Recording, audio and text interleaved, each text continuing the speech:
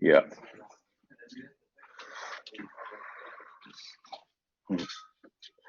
Hay un póster acá afuera del salón y como que la persona tiene la cara justo en el lugar para que parezca que hay alguien así asomándose por el resquicio ese. Entonces como tres veces he pensado quién está y es el póster.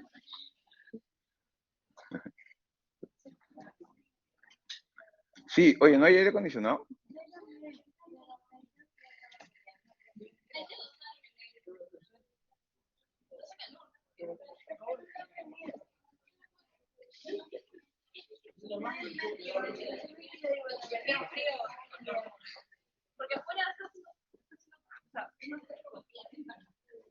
Sí.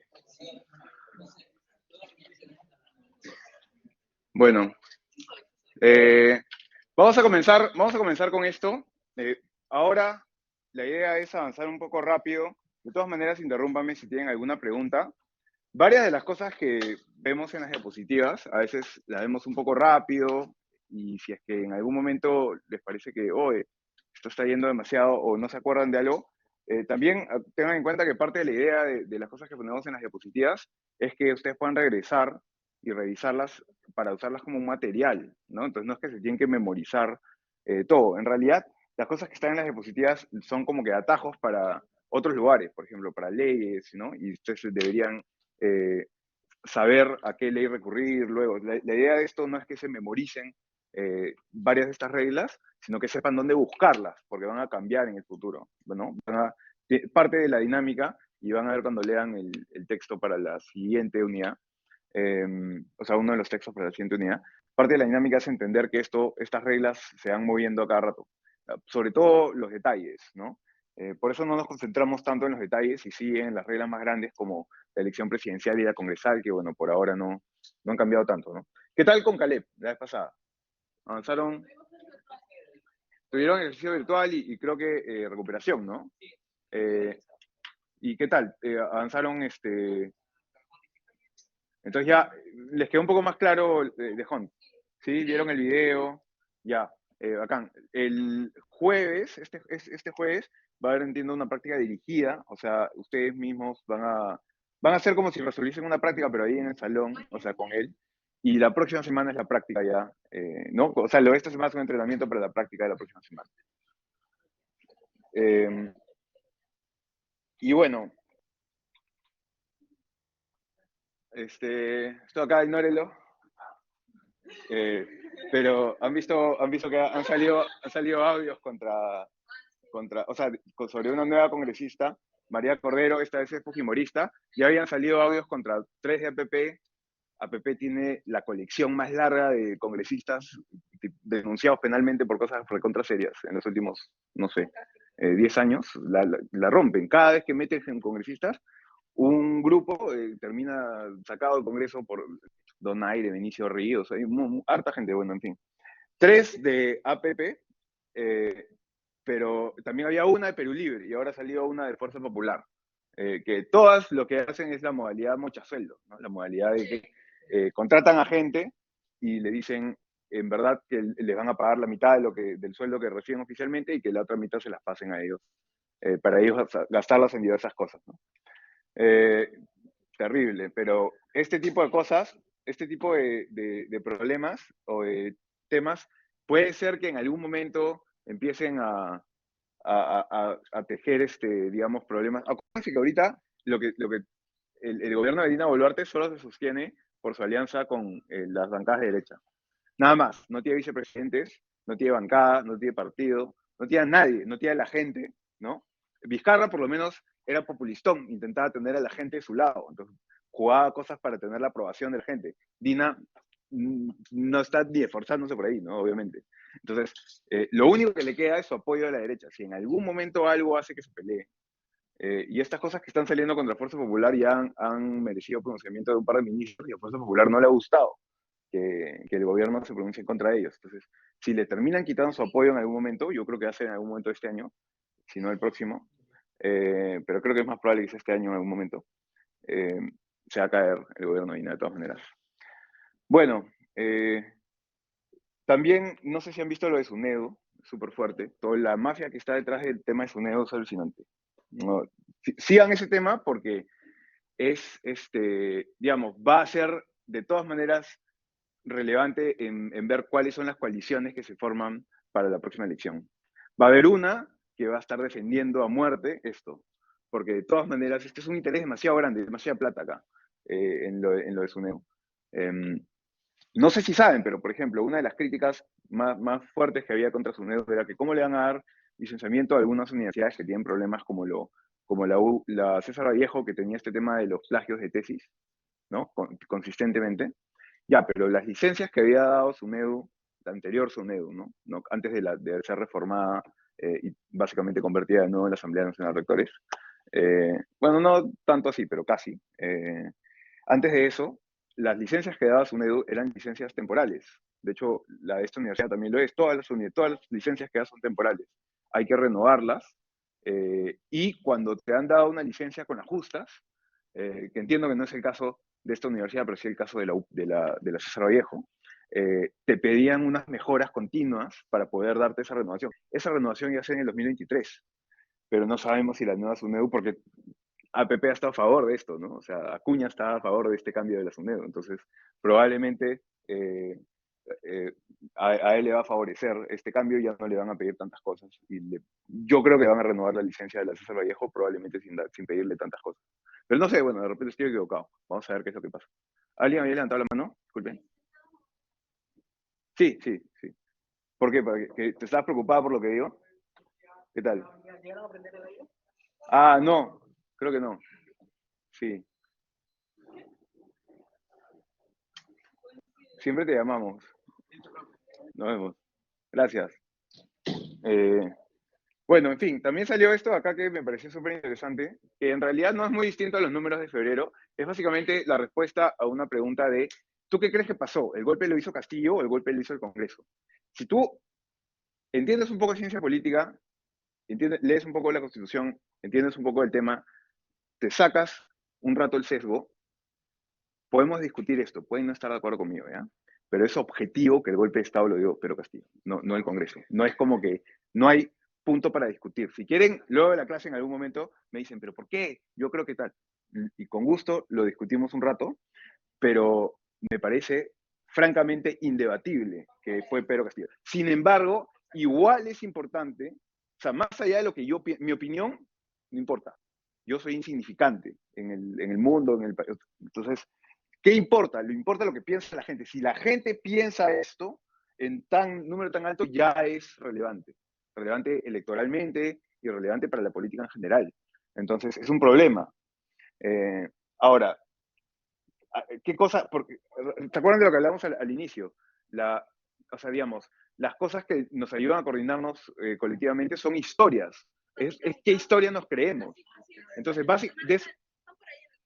sí, sí, sí, con el margen de error están por ahí, pero lo que digo es, no hay nada que sea objetivo como que lo que está bien o lo que está mal, es en qué nos ponemos de acuerdo, ¿ya? Y por más que hayan 10 personas que, digamos, objetivamente tengan la razón teóricamente, si hay un 50% que no está de acuerdo con ellos, esa es una democracia debilitada, ¿no? ¿Sí?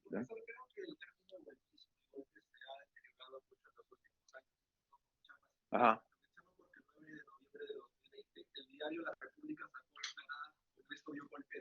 ajá,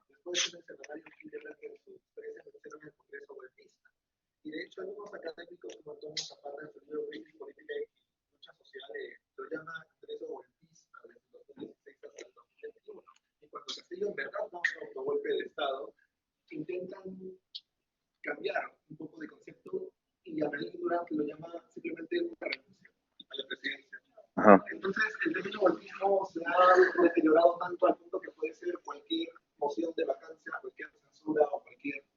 Sí, yo también creo que sea, o sea, me parece que lo del 2020 es debatible, si fue un golpe o no, em, pero, o sea, pero en general tengo la misma sensación que tú, que ha sido, que digamos, la gente ya le dice golpe a cualquier cosa. Y además, tratan golpe, la gente no sabe diferenciar, debatir hechos de opiniones o cosas debatibles, ¿ya?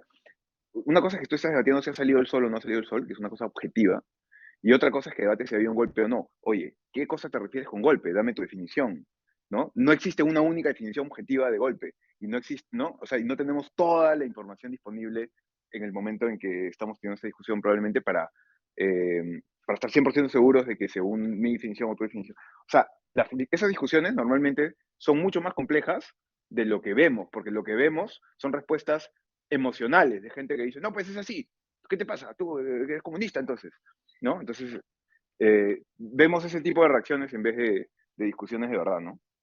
Bueno, por si acaso, en el calendario electoral, presten atención a la elección de Paraguay, que ya viene pronto, a fines de mes. Vamos a comentarla un par de veces. También hay elecciones en Argentina a mitad de año, pero ya sobre todo la segunda mitad del año. O sea, a mitad de año lo que hay es las primarias, las PASO, que pueden verlas para que vean cómo serían las primarias acá si algún día se aplican. ¿Ya? Porque las hemos aprobado desde el 2018, pero todavía no se implementan porque cada vez que se ha podido, mejor después, ¡pum! ¿No? Lo hemos postergado. La pandemia no ha sido solo el último pretexto, ha sido el único pretexto. O sea, debió haber sido para las 2021, debió haber sido para las 2022, y para las elecciones adelantadas también debería haber sido, pero incluso no estaba, cuando ya se había aprobado en una votación, ¿se acuerdan? Ni siquiera estaban seguros si querían hacerlo con primarias o no, de repente con internas, ¿no?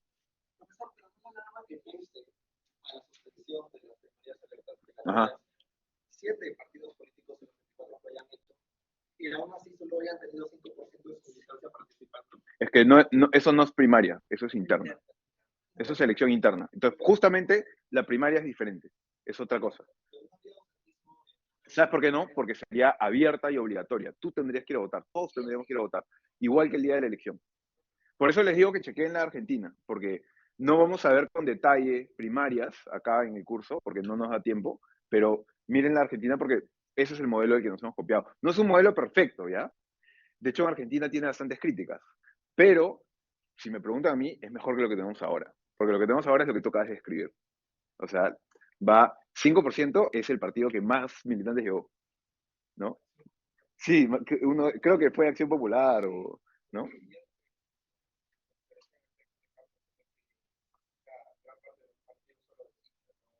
Exacto.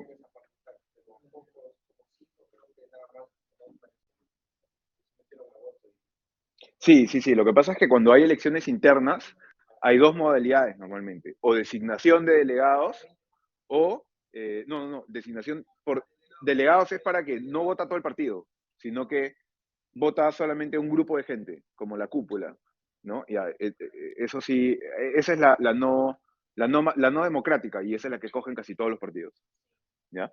Eh, pero bueno, en teoría eso ya no va a haber. También hay elecciones en Chile para lo del Consejo Constitucional, ¿no? Saben que hay un comité de expertos que va a elaborar una propuesta y esa propuesta va a ser recibida por un Consejo Constitucional de gente elegida, ¿no? Por ciudadanos. Y ellos van a aprobar una propuesta final que se va a aprobar en un referéndum a fin de año. O se va a poner a votación en un referéndum a fin de año.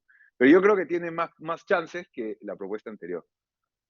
En fin, la elección de Paraguay va así. Fíjense que Paraguay es un país, esto es relevante para la segunda mitad del curso todavía, pero es un país sin segunda vuelta, solo tiene una vuelta, y miren cómo la competencia es entre dos. La segunda vuelta solo vamos a ver por qué en la segunda mitad del curso, pero acuérdense que la segunda vuelta es una regla que incentiva la concentración en dos o tres o pocos partidos en todo caso, ¿no? Incentiva o el bipartidismo o en todo caso un equilibrio de pocos partidos. En cambio, la regla proporcional o la regla de mayoría absoluta con segunda vuelta, esas dos incentivan un sistema multipartidista. Y después vamos a ver bien por qué.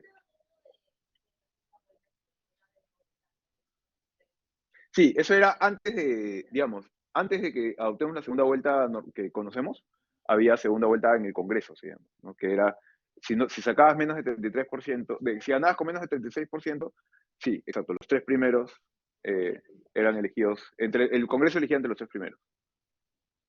En Paraguay, no sé si saben, pues, pero o sea, obviamente siempre ha estado el Partido Colorado, ¿no? Y su rival, de alguna manera, que en algún momento ganó, el único otro partido que ha ganado, el liberal radical, ¿no? El Partido Liberal Radical, que más o menos tiene una lógica, digamos, o sea, son nombres parecidos a los partidos de Uruguay también. Pero bueno, obviamente la historia democrática de Paraguay es una democracia de los.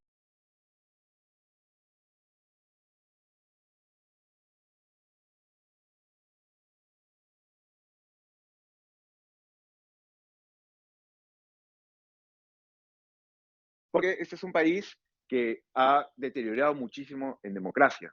Entonces, por todo lo que hemos visto en la primera parte del curso, no es un país muy democrático. Y en principio, según las encuestas, está peleada la cosa entre Erdogan, que es el actual, que está ahí desde el 2002, y no me pidan que pronuncie a este pata. Pero qué mal, ¿ya? Qué mal está como que haciéndole la pelea, supuestamente. Pero Erdogan no es muy democrático. Entonces vamos a ver si es que utiliza, si es que de verdad permite elecciones limpias o no. En Turquía no estoy seguro, la verdad. No me acuerdo. Creo que sí, pero no estoy 100% seguro. Tendría que chequear. Bueno, entonces, entrando al toque para la clase, hemos visto ya los 3 organismos electorales, qué hace cada uno, ustedes ya se lo saben de memoria, se lo pueden explicar a todos sus amigos, cómo esto es parte del organismo más grande, ¿no? Y cómo nuestros principales procesos electorales son los de elección de autoridades, que son el de presidencial, congresal, regionales y municipales, y complementarias, ¿no? También hay consultas populares, que son el referéndum o la revocatoria. La revocatoria antes era algo que se podía presentar con más facilidad, pero ahora solo lo puedes presentar desde el año 3, no, desde el año 2 y se vota en el año 3, así que es una cosa súper restringida. Entonces ya casi igual, si la quieren revisar, está en la Ley de Derechos de Control y Participación Ciudadano, pero bueno, eh, el referéndum sí es una cosa un poco más discutida. Eh, la inscripción de organizaciones políticas también es algo relevante, porque lo hace el Jurado Nacional de Elecciones a través del ROP en primera instancia y del Pleno en segunda instancia si hay alguna queja. Y también el jurado de las vacancias y suspensiones de autoridades regionales, aunque esto no es propiamente algo electoral, sino es un procedimiento más administrativo. Las principales normas son estas de acá, que ya las vimos, ya corregí lo de Ley Orgánica de Gobiernos Regionales. Esto es lo que vieron la vez pasada, cómo es que se distribuye. Podríamos elegir. ¿Cómo sería si hiciéramos distritos uninominales, como alguna gente está proponiendo? En vez de que sean varios congresistas por cada lugar, dividiríamos en distritos más chiquititos, y sería uno por cada lugar, y tendríamos que inventarnos otra regla de elección, porque la regla proporcional no se puede con una sola persona. Es imposible ponerle el libreto, tendríamos como que cambiar todo.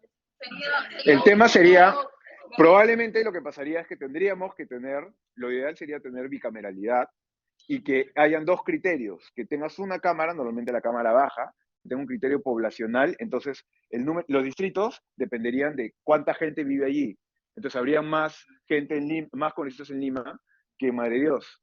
Pero el Senado sí tendría que tener, si me pregunta a mí, eso es una opinión, un peso importante de las regiones, sobre todo porque uno de los problemas principales que tiene el Perú es el centralismo ahorita, o sea, es una división, una de las divisiones políticas más relevantes, y lo vamos a ver mejor la segunda mitad del curso. Entonces, en el Senado puedes hacer algo así como que el 30, el 40 o hasta el 50% sea elección nacional, único, distrito único nacional, pero o el 50 o el 60% del Senado, el resto del Senado, eso es en Colombia, eh, es igualito, o sea, 2 por cada región, ¿no? Sí, entonces representación territorial. Entonces le daría fuerza a las regiones, pero no una fuerza total, pero sí mayor representación de la actual, ¿no? Entonces, ¿por qué te lograría un sistema así? Te lograría que haya más gente que se sienta parte de, o se sienta representada en. Idealmente, o al menos ese sería el objetivo, Giancarlo.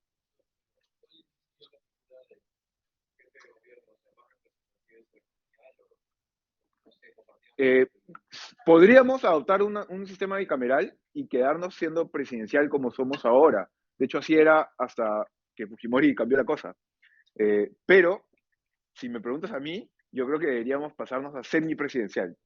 Deberíamos hacer como Francia, como Portugal, exacto. eh, y darle una buena parte de las funciones de jefe de gobierno al primer ministro, o sea, al presidente del Consejo de Ministros. Y ya, y entonces el presidente debería encargarse más de cosas más protocolares. Sí, y entonces si te sale alguien que, o sea, ¿por qué? Porque como lo eligen, es alguien representativo, o sea, por identidad tú vas a elegir al presidente, no por capacidad, no, nadie lo elige por su CV. En cambio, sí le puedes pedir eso al primer ministro, ¿no? ¿Sí? Justo en el texto menciona que Perú es el quinto país en cuanto al número de habitantes electores, porque tiene más de 25 millones de inscritos en el padrón, pero es el decimocuarto respecto a representantes en el legislativo, de modo que un congresista representa 194.000 electores, o como yo lo puse en la anterior clase, 250.000. Sí, es pésima la representación que tenemos ahorita. Pero bueno, vimos las boletas, ¿no? ¿No les ha quedado dudas de más o menos cómo son estas elecciones? Primera vuelta, segunda vuelta. Ojo que las elecciones, el hecho de que sea boleta única, yo les he dicho, es una opción, pero estas son elecciones distintas. Las elecciones presidenciales son unas elecciones, las elecciones congresales son otras elecciones. Podríamos escoger hacerlas en fechas diferentes, como vamos a ver que otros países escogen, ¿no? ¿Y cuál es el efecto de escogerlas en el mismo día? A veces que te arrastra digamos, la elección congresal es un arrastre de la elección presidencial, ¿sí? ¿Hay algún cambio si, por ejemplo, en vez de hacer una sola cédula, serían varias cédulas? ¿Existe, podría haber un cambio o es indiferente? Sí hay cambios, pero digamos, eh, en cuanto al número de cédulas, me parece que no hay algo que te pueda, como que sea demasiado diferente, pero sí hay detalles que pueden cambiar en cómo la gente vota, mayor o menor proporción. O sea, en ese tipo de cosas lo que vas a encontrar es mayor o menor proporción de votos nulos, por ejemplo, o cosas así, ¿no? Pero normalmente no cosas que vayan a cambiar demasiado. Pero sí vamos a ver cuando veamos a partir del miércoles otros modelos, vamos a ver las boletas que hay en otros países. La de Colombia lo casa. Bueno, segunda vuelta, obviamente, esta es la que menos nos gusta porque siempre cada 5 años decimos, no puede ser peor que esto. Y 5 años después, el Perú nos sorprende, ¿no? Eh, bueno, elecciones regionales, es así, acuérdense que estas también son dos elecciones separadas que elegimos ponerlas en la misma boleta. Eh, Elecciones municipales, ¿no? Estas también son dos elecciones separadas, pero justamente lo interesante acá es que se elige al alcalde junto con todos sus regidores, ¿no? Por eso acá tú eliges al equipo, ¿no? Eh, Lista cerrada, exacto.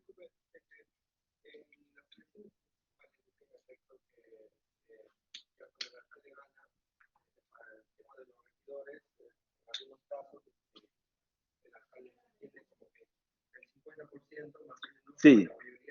Y el otro, o sea, a los que van a escoger ya es en base a criterios suyos, No, o sea, como es sí. radio bloqueada, estás votando por toda la prensa, no está radio, No, pero claro, lo que pasa es que entra como si hubieses entrado proporcionalmente, como si te hubiera tocado el 50% proporcionalmente, esos entran, ¿no? Los que ya estaban en la lista, ¿no? Tú no puedes elegir. Pero claro, lo que pasa en estas elecciones, las municipales solamente, es que existe, para el momento de repartición de regidores, eso creo que sí no lo había mencionado, ¿verdad? Así que gracias por la pregunta. Sí, estaba en el texto, me acuerdo, pero eh, básicamente es que cuando tú ganas, para asegurar gobernabilidad, esto es algo que no hay en el Congreso, pero sí hay a nivel de municipios, no de gobiernos regionales, sí de municipios, eh, es que si gana, el partido que gana, recibe o si ganó con más del 50% y proporcionalmente le tocan más de la mitad de los regidores, se reparten los regidores por regla proporcional. Pero si ganó con menos y le tocarían en teoría menos regidores, se le da una cosa que es el premio a la mayoría, y entonces entra con el 50% de regidores más uno, ¿no? Entonces,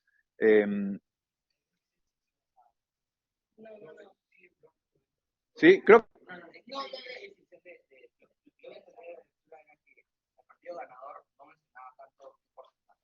se le da la mitad más uno de regidores y a partir de ahí tenía un criterio de representación proporcional con los otros partidos.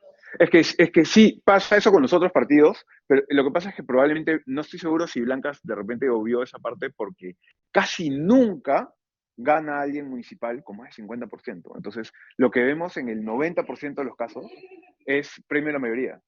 Entonces, probablemente eso es lo que explica Blancas, porque es un libro como que bien, digamos, directo.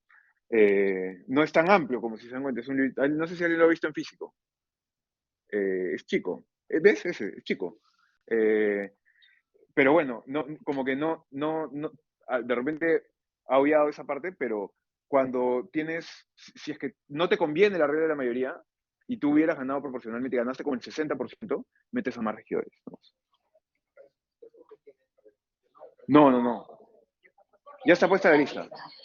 Cuando te inscribes como candidato, tienes que llevar tu lista y dices, esta es la lista de gente. Y entonces los que entran son los que dicen ahí. Hasta donde queda, hasta donde queda la lista Es una lista Ajá. de 6 y te van 4, entran los 4. Claro. Tú das una lista de como si fueras a meter a todos los regidores. Y obviamente los últimos saben que no van a entrar, ¿no? Pero son accesitarios. Entonces, si revocan a algunos o si, tipo, no sé, pasa alguna desgracia, eh, los otros son los que ocupan el puesto, ¿no? Sí.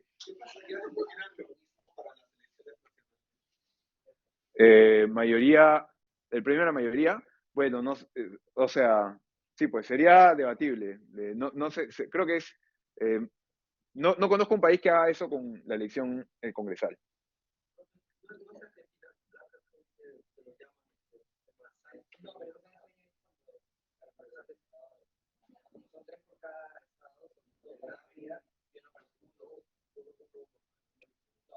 Sí, es una forma de, pero es otra cosa. Es como dice, ya como para repartir los senadores. Bueno, pero yo les había dicho que lo que nos quedaba ver era sobre todo algunas partes de esto, del ciclo electoral, ¿no? Eh, que aterrizado a nuestro caso tiene estas tres fases. La fase preelectoral, que tiene estas etapas, ¿ya? ¿Con qué comienza? Todo esto está regulado en la ley, en las leyes, sobre todo en la Ley Orgánica de Elecciones y en la Ley de Organizaciones Políticas, que son las dos principales. Todo eso se aterriza además en los reglamentos que saca el jurado de cada una de esas leyes, ¿no? Porque la ley se concretiza normalmente en un reglamento, ¿no? El ejemplo que yo siempre pongo es que, por ejemplo, la ley es la que te dice está prohibido manejar borracho y el reglamento es el que te dice se considera que estás borracho si tienes más de 0,5 de alcohol en la sangre, ¿no? Entonces el reglamento es el que lleva el llano cómo es que se aplica la ley. Entonces, eh, la ley es la aprueba el Congreso, pero el Jurado Nacional de Elecciones siempre saca sus reglamentos específicos. Entonces, ahí está más detallado eso, ¿no? Pero siempre es primero la convocatoria, que la hace normalmente el presidente. Ahora, la convocatoria que hace el presidente la hace más o menos, la hace como jefe de Estado, no la hace como un jefe de gobierno. No es una cosa que pueda elegir hacer. Es como cuando la reina invita al líder del partido ganador a tomar el té y lo invita a formar gobierno. No lo hace porque tenga la opción de no hacerlo. Lo hace porque es un protocolo, ¿no? Tiene que, es un poder del jefe de Estado, pero digamos que queda muy claro que tiene que hacerlo. Entonces, convocatoria, el presidente tiene que convocar elecciones dentro de un rango de tiempo que dice la ley. Eh, Siempre hay un plazo, cuando se convocan las elecciones, siempre hay un plazo hasta cuándo pueden inscribirse nuevas organizaciones políticas que vayan a poder participar en esas elecciones. Eh, Tiene que definirse cuáles son las circunscripciones en cómo se va a distribuir el país para armar los jurados electorales especiales, que van a crearse para esa elección en especial, siempre se crean para cada elección específica. Se aprueba el padrón electoral, ¿no? ¿Esto quién lo hace? RENIEC, ¿no? RENIEC, luego de hacerlo público, todo el mundo lo ve, puede hacer tachas, y si es que nadie se queja del padrón, se publica, ¿no? Claro, la gente se queja después, pero eso ya es otro tema. Inicio de la campaña, y ahí se acaba la etapa preelectoral. Y eso, normalmente acá siempre vemos que la campaña empieza, o sea, las encuestas ya empezaron, la gente empieza a salir en programas de televisión antes de terminar de inscribirse como candidatos. ¿Ya? Y eso es una particularidad de acá, no necesariamente pasa en todos lados. Pero en la fase electoral ya se conforman los jurados electorales especiales, se desarrollan las elecciones internas o primarias, que no es lo mismo, eh, la inscripción de candidaturas y tachas se hace, o sea, digamos que tú tienes que ir ante el jurado electoral especial de la circunscripción en la que tú estés para pedir, oye, yo y tales personas nos queremos inscribir en la fórmula presidencial de tal partido. Entonces, porque hemos ganado la elección interna. Entonces, te muestro acá mis papeles que gané la elección interna y te muestro, estos son nuestros nombres, ¿no? Esta es la fórmula presidencial de tal partido, esta es la lista del Congreso de Lima de tal partido, esta es la lista de Cajamarca, esta es la lista de Cusco, así, ¿no? O lo mismo para las elecciones municipales. Entonces, tienes que inscribirte, solicitar inscribirte. Una vez que el jurado, cuando te inscribes, hay dos revisiones. Una que hace el jurado mismo, el jurado electoral especial, en primera instancia. Y si pasas esa revisión del jurado electoral especial, digamos, se te preaprueba la inscripción y entras a un periodo que se llama el periodo tachas, que son 3 días en que cualquier persona de la ciudadanía puede objetarte por cualquier razón que se le haya podido pasar al jurado electoral especial. Entonces, se les pasó que tenías una sentencia que no declaraste, se les pasó que tenías una propiedad que no declaraste, o algo así, y entonces cualquier persona puede poner una tacha. Eso es una tacha, ¿no? Si durante el procedimiento de inscripción el jurado electoral especial te encuentra un problema y tú no estás de acuerdo con ese problema, apelas ¿a quién? Al pleno del JNE, exacto, ¿no? Entonces, esa es la idea. Ya empieza formalmente la campaña, una vez que las inscripciones se culminan, hay un sorteo de miembros de mesa y hay varios preparativos de la OMPE. La OMPE necesita la OMPE que este proceso de inscripciones termine para poder definir cómo van a ser las boletas, cuál va a ser el orden, tienen que hacer un sorteo para ver cuál va a ser el orden de los candidatos, tienen que probar los colores, tienen que imprimir y repartir por todo el país todos los materiales, ¿no? Es un proceso que demora muchísimo, un par de meses, por lo menos. Entonces, no se puede hacer de pronto así unas elecciones así nomás de la nada, ¿no? Obviamente se tienen que instalar las mesas de sufragio y todo el detalle logístico alrededor de eso.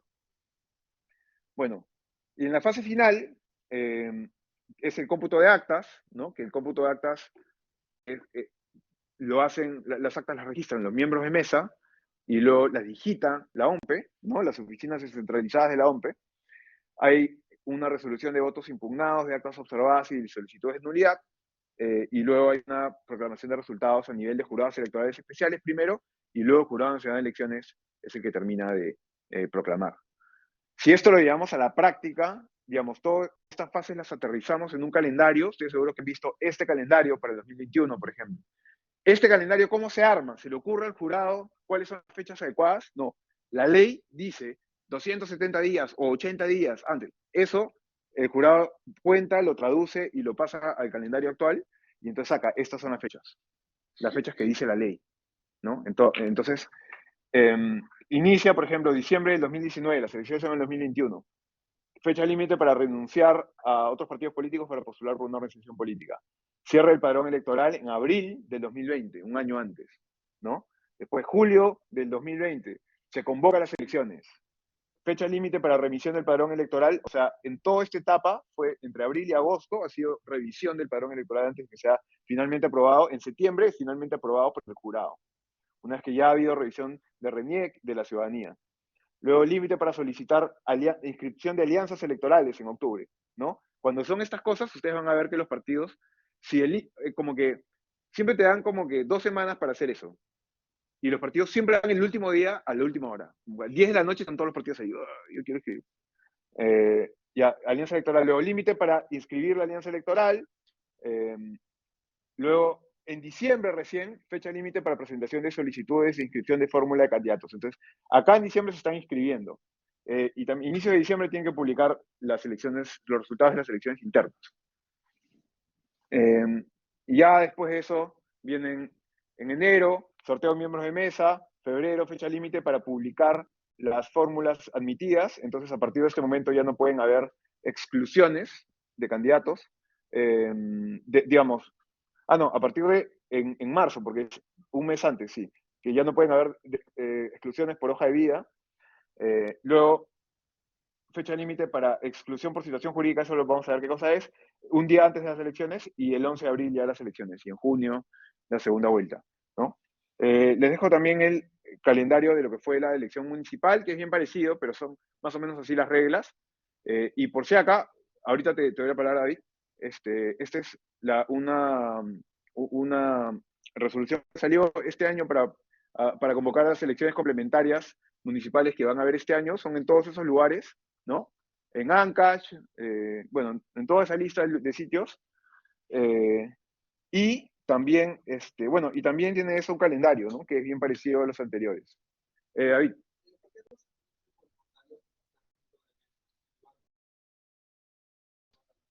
porque no se tiene cómo controlar que, por ejemplo, esos voluntarios no sean personeros infiltrados, Habría ese filtro. ¿ah? Habría ese filtro. Pero tienes que crear ese filtro. Hacer ese filtro cuesta logísticamente, ¿me entiendes? Y es medio complicado. Entonces, ahora no es parte del sistema. Ahora, de todas maneras, lo que me parece que está bien de lo que estás haciendo ahorita es que estás mirando cómo funciona el sistema y te lo estás cuestionando, oye, ¿por qué no funciona de esta otra forma? Eso está bien, hay que hacerlo cada rato, porque no hay que, o sea, si el sistema está bien como está, es porque nos ha convencido. Si no, debería cambiar de otra forma, ¿no? Sí. Lo menciono porque la primera vuelta lo pusieron a los adultos mayores en primeras horas de la mañana. Ajá. Como no había mesas instaladas, se quedaban por largas horas, ellos terminaban haciendo trabajo. Sí, sí, sí. Sí, eso fue un tema. A ver, lo que pasa es que eh, por la pandemia, obviamente, te lleva un montón de dificultades logísticas de la propia elección, ¿no?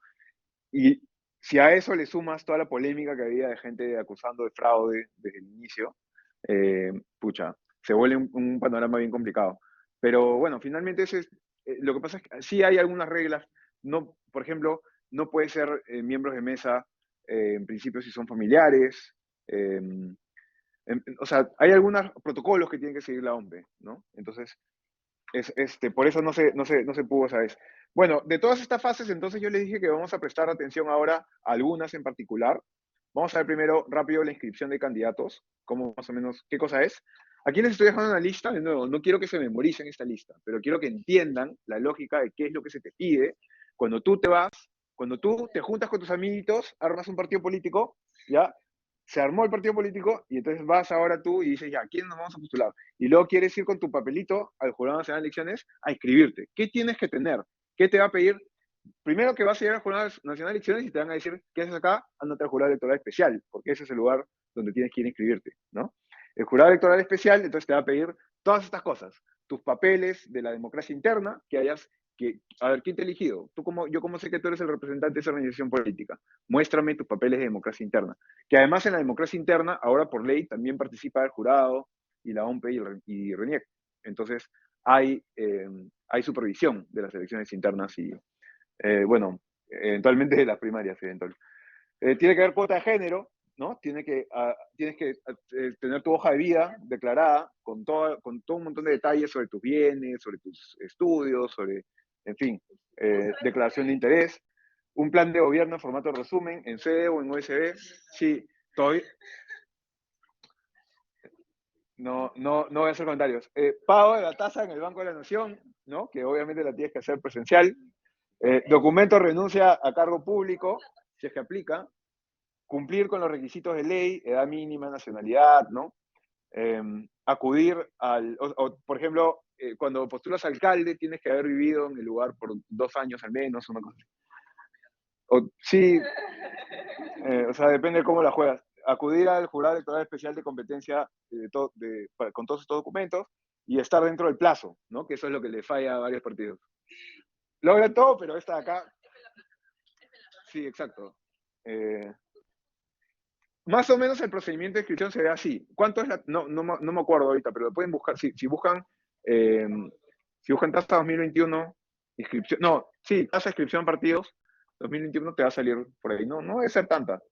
Pero bueno, el proceso de inscripción de la candidatura se ve así. Tú llegas con tus amiguitos y tu solicitud al jurado electoral especial, y el jurado electoral especial se pregunta, ¿cumplen los requisitos? ¿No? ¿Tiene impedimentos? ¿Está en el domicilio adecuado? ¿Tiene democracia interna? ¿Tiene declaración jurada? Todas las cosas que hemos visto antes. Si sí cumples con tus requisitos, se admite y se publica la lista o la fórmula presidencial. Esta es la preaprobación que les dije. Si no se cumple con los requisitos, se te rechaza. Y si se te rechaza, tú puedes, si quieres, apelar ante el Pleno, ¿no? O si quieres, te rindes.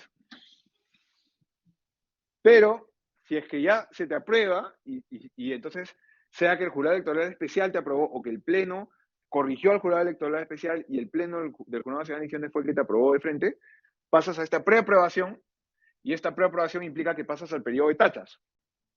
3 días en los cuales puede cualquier persona presentarte una tacha. Si la tacha se declara fundada, o sea, al sistema electoral se le escapó algo, pero la ciudadanía lo chapó. Entonces, se rechaza la lista de candidatos. Si quieres, apelas ante el Pleno del jurado y depende de lo que te digan, puedes inscribirte o no. Pero si la tacha es infundada, ya sea porque te lo declara el jurado electoral especial o por el Pleno del jurado, entonces la lista ya queda oficialmente inscrita, recién. Entonces, es una inscripción en 2 etapas.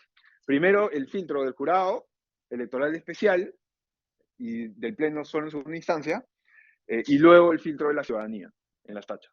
Y obviamente que en las tachas no solo está la ciudadanía, sino los del partido opuesto, o sea, ¿no? Que siempre te tachan entre sí, entonces todo el mundo tiene un montón de tachas. Bueno, en fin, es parte, sí, es el mercado electoral. Sí, también cuesta, tiene un costo la tacha para que tampoco sea tan abusiva la cosa, ¿no? También cuesta apelar, ¿no? Sí, claro, apelar cuesta. Tiene una tasa. En temas de democracia interna, vamos a ver con un poco de detalle un caso en particular. Democracia interna implica hoy en día esto, ¿ya? Elecciones primarias. ¿Qué son las elecciones primarias? Determina la candidatura y su orden de la lista, de la lista, digamos, congresal correspondiente o al consejo correspondiente. Para efectos de las elecciones primarias, los organismos del sistema electoral ejercen las siguientes funciones. Bueno, el RENIEC, la OMPE y el jurado son los que de alguna manera que llevan a cabo el proceso de las primarias, o sea, directamente. Y la cosa diferencial de las primarias es que nosotros tenemos que participar. Todas estas elecciones son las que están sujetas a primarias: presidente, representantes al Congreso de la República, gobernadores regionales, alcaldes provinciales y distritales. ¿Quiénes no están acá? Consejeros regionales. Ya. Pero todos los demás sí. ¿Ya? ¿Y qué significan elecciones? Parlamento andino, sí, pero eso nadie. No. Sí, sí, es verdad, es verdad. Parlamento andino no sale, pero el Parlamento andino, yo le presto 0 atención, que creo que es la atención que merece. Además, porque francamente, en cualquier momento esa vaina desaparece y nadie se va a dar cuenta. ¿Ya? Ok. Sí, sí, sí. Es un buen puesto. Aspiren a ser parlamentarios andinos. Si en algún momento son parlamentarios andinos, es como lo que en algún momento fue ser segundo vicepresidente. Bueno, la particularidad de las elecciones primarias, que la diferencia de las elecciones internas que teníamos antes, es que estas son unas elecciones que se llaman primarias abiertas y obligatorias, ¿ya? Y simultáneas. O sea, son unas elecciones que son, digamos, no solamente participa los miembros de cada partido, sino que todos estamos obligados a ir a votar. ¿Ya? Son abiertas porque no solo participan los miembros de cada partido. Son obligatorias porque todos tenemos que ir a votar obligatoriamente igual que el día de la elección. Son simultáneas porque es al mismo tiempo todos los partidos. ¿Ya? Entonces, en esas elecciones, nosotros vamos a tener que, imagínense que en 2021 hubieran habido primarias. Lo que hubiera pasado es que en noviembre o en diciembre hubiéramos tenido que ir todos a votar por alguno de los candidatos, alguno de los precandidatos de alguno de los partidos. Solo podemos tener un voto por cualquiera de los partidos. Entonces, podemos escoger en el partido que preferimos al cuál es el candidato que preferimos. ¿No? ¿Sí?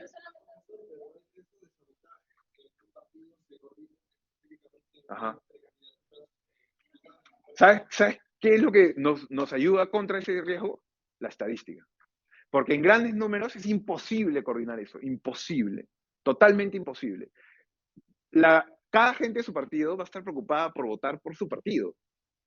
Y los que van a querer coordinar campañas son los mismos que están coordinando campañas por los 2/3 y que gane el voto en blanco. Nunca lo va a lograr, porque, digamos, la coordinación en grandes números es demasiado difícil. Los pequeños grupos que van a intentarlo se van a anular con los grupos de los otros partidos que también van a intentarlo.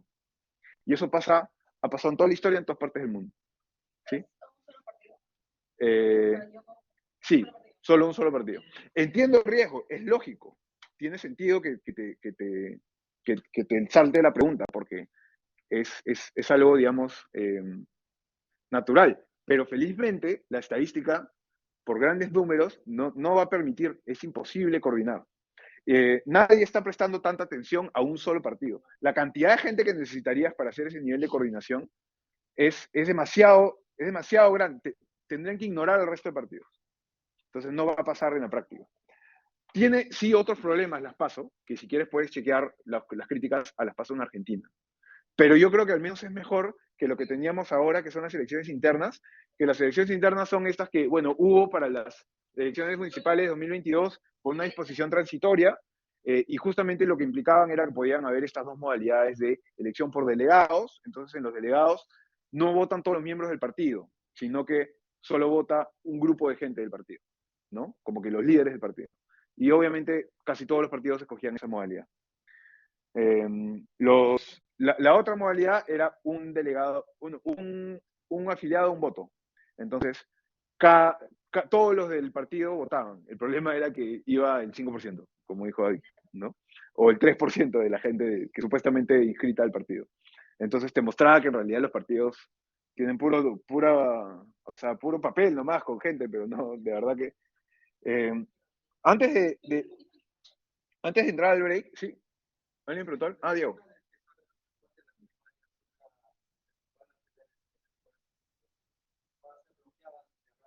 ¿Cómo? Sí. Una cosa adicional que pasa con las primarias, o sea, digamos, no, tú ya no las vas a poder, digamos, tú en la primaria votas por el candidato, pero luego ya queda esa lista, pero son elecciones diferentes, ¿no? O sea, la lista al Congreso obviamente es diferente a la del presidente todavía, no es una sola cosa. O sea, siguen siendo elecciones distintas la presidencial y la congresal. Y una cosa adicional que me olvidaba que pasa con las primarias es que algo que también ocurre es que los partidos que obtengan menos de 1.5% ya no participan en abril. Entonces, todos los partidos que en noviembre del 2020 hubiesen sacado menos de 1.5%, pero libre, ¿no? No hubieran participado en abril. Porque en ese momento tenían, ¿no se acuerdan de esa entrevista de Marcos y Fuentes que le dice, oye, pero tú tienes como 0.5%? Sí, ¿cómo te vas a creer que vas a...? No, una cosa así le dice, obviamente, se lo dice de broma, pero lo entrevistó en diciembre. Ya, ahí hubieran sido las primarias. Entonces, no hubiera llegado, bueno, obviamente nunca sabemos el contrafáctico 100%, pero es bien difícil pensar que hubiera llegado.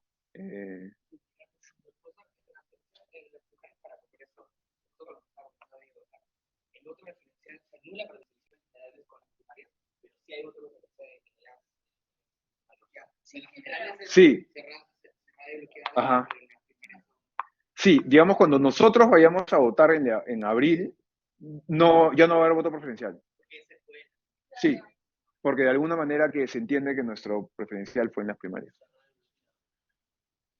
Eso ha sido además lo que políticamente ha permitido que se apruebe eso, porque era bien impopular quitar el voto preferencial. Vamos a hacer un caso de alguien que tuvo problemas con selección interna.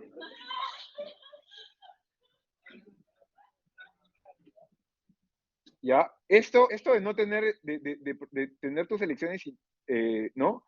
Tener tu democracia interna, que es parte de los requisitos para que admitan tu inscripción, es importante. ¿Y a quién le pasó algo que no debería pasarles a la gente que ustedes asesoren? A Guzmán, ¿no? ¿Qué le pasó?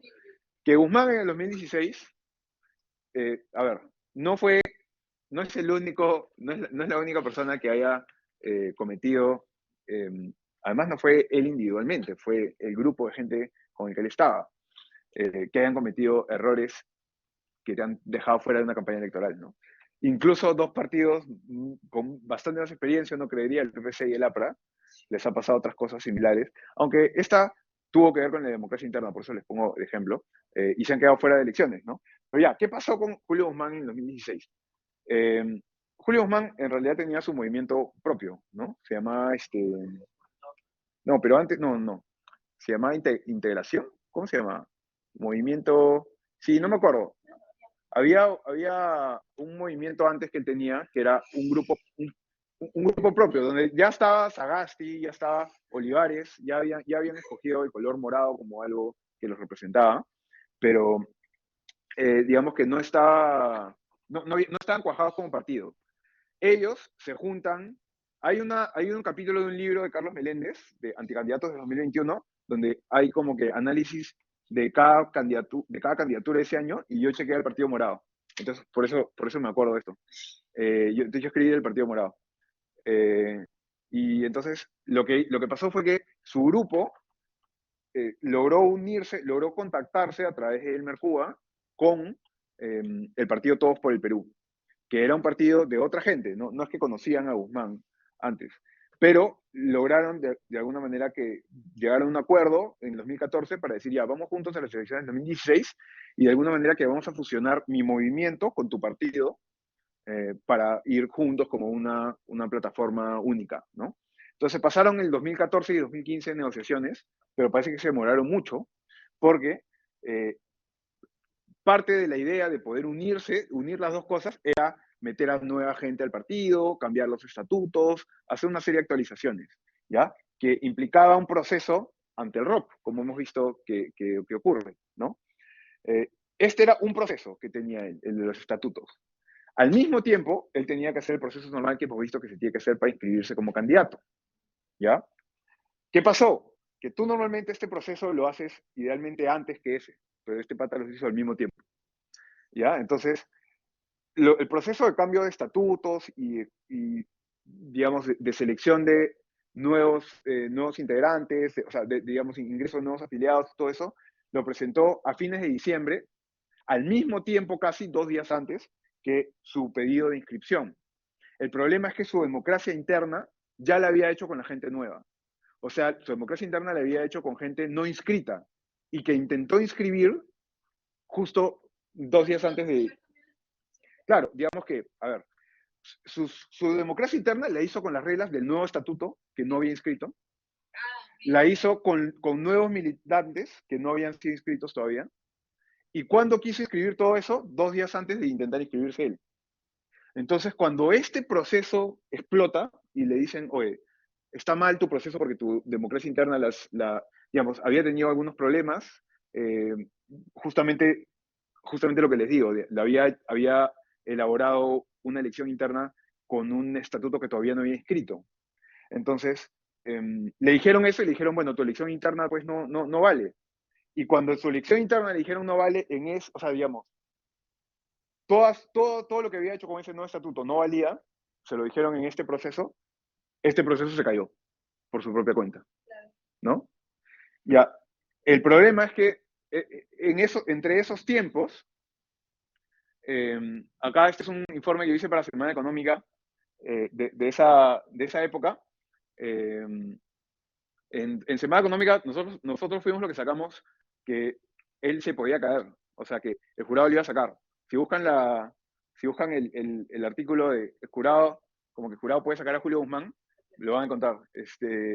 Sí, y apenas lo sacamos, un montón de gente empezó a decir, no, que estos patas no saben nada de derecho, que obviamente nunca han sacado a nadie o sea, nunca han sacado a nadie de una carrera presidencial, que sería un escándalo. Y nosotros como que, bueno, pero tipo, el pata la ha fregado, entonces es la única conclusión posible. Era básicamente como que hubieras ido a pedir tu visa, pero te olvidas el pasaporte, ¿no? Entonces, ¿qué otra conclusión lógica hay que te va a decir, o regreso otro día? Claro, claro, exacto, exacto. Es como que estás así peleado, ¿no? Entonces, lo que pasa es que el problema es que tuvo todo hubieron varias etapas. Primero se lo rechazaron su proceso de inscripción en el jurado electoral especial, apeló al Jurado Nacional de Elecciones, y en toda esa confusión en algún momento pareció que sí lo iban a dejar inscribirse, eh, porque fue un error del Jurado Electoral Especial admitir una cosa digamos que antes de que se termine el primer proceso, el de la inscripción de estatutos, el que era ante el ROP, el jurado electoral especial que está inscribiendo a Guzmán, en un momento em, dice ya, ok, tú has presentado un papel que es una subsanación, que yo te la voy a validar para que ahora sí te voy a contar tu democracia interna, entonces te acepto. Entonces parecía que ya lo iban a aceptar y lo iban a inscribir. Pero justo 2 días después de eso sale la resolución final del otro proceso, del proceso del ROP, y dice, no, tu papel que has presentado no te lo acepto. Entonces, entonces, claro, como Guzmán solamente había sido preaceptado, le presentaron tachas y fueron tachas las que lo sacaron. Pero las tachas lo tenían que sacar porque ya el otro proceso había perdido en el otro proceso, ¿no? Entonces, pero esa cosa no se entendió, la gente no la entendió bien. Y Guzmán obviamente se molestó, salió a decir, hay fraude acá, ¿no? Cuando las autoridades salen, piden la ley, ¿cómo se llama eso? Se llama fraude. Claro, el primero en pedir fraude el 2016, ¿no? Bueno, before it was cool. Vamos a recurrir al Poder Judicial. Bueno, mira, escúchame. Pues yo no les niego que en el mundo de las posibilidades puede ser que haya habido un miembro del jurado, alguna persona, algún trabajador de algún lado que le haya pedido plata por algo. Esas cosas pasan en el Perú. Sin embargo, nada de eso explica o responde a los errores, esos problemas de ir a tratar de cambiar tus estatutos a última hora. Además, el día que fue a inscribir su candidatura, llegó el último día que se podía a las 10:40 de la noche, ¿ya? O sea, le ganó a los demás partidos, llegó después de los demás partidos. Sí, llegó corriendo. Entonces ya, pues, no te pases, ¿no? Claramente, de alguna manera, de repente hubo algo de formalismo en su caso, pero él ayudó con todo, ¿no? Ahora, en su caso, que sí es verdad, que podría decirse, el Jurado Nacional de Elecciones, yo les he dicho que tiene función jurisdiccional, ¿no? Entonces son jueces, entonces pueden inaplicar una ley para aplicar la Constitución cuando creen que hay algo. Entonces, ¿qué podrían haber hecho en el caso de él? Podrían haber dicho, es un formalismo demasiado grave, demasiado sancionador, que por tema de papeles no te deje participar en una elección, eh, cuando en realidad todo el partido estaba tratando de corroborar con papeles, digamos, era bien evidente que sí ese era el resultado de lo que quería el partido. El partido sí quería inscribirse así, pero se habían equivocado en los papeles, o sea, la habían fregado con los papeles. Entonces, la pregunta es, equivocarte así con los papeles debería implicar que no puedas postular a la presidencia de un país. Y entonces, si es que tú crees que no, y crees que debería primar el derecho de la participación política, podrías haberlo ponderado, pero tendría que haber hecho entonces un control difuso del jurado, y no lo hizo, ¿no? Pero digamos, eso es lo único que podría haberlo salvado. Pero más allá de eso, todos los formalismos, apretó todos los botones para haber perdido, pues, ¿no? En el 2021 vieron que también también la inscripción de Vladimir Cerrón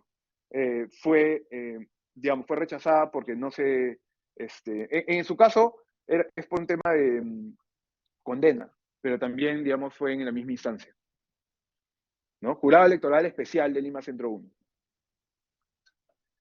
Vamos a hacer un break hasta las 10:20 y a las 10:20 empezamos y seguimos con procedimientos de exclusión de candidaturas. Voy a tratar de terminar 5 minutos antes. Ya no sé si ahora, pero el miércoles tengo para hacer la encuesta. Ah, ya. Si quieres, bueno, lo que pasa es que te vas volando, ¿no? De acá. No, yo no, pero o sea, creo que es mejor el miércoles porque como tiene que hacer un poco antes, Ya. el miércoles hasta el 23 de la semana. Entonces, mientras estamos aquí todos, hacemos la encuesta y el control. Ya, está bien.